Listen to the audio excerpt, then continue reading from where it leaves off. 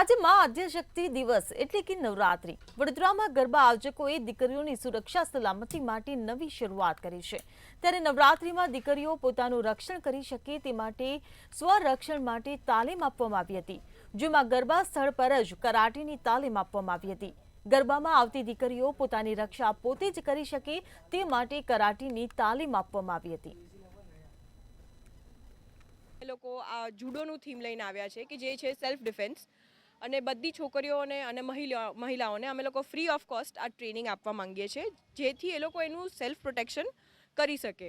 કોઈ પણ તકલીફ હોય, કોઈ પણ સ્થિતિમાં ફસાયા હોય તો એ લોકો એની જાતને પ્રોટેક્ટ કરી અને ઘરે પહોંચી શકે। અમે જોયું કે અત્યારે મહિલાઓ પર ખૂબ અત્યાચાર થઈ રહ્યા છે।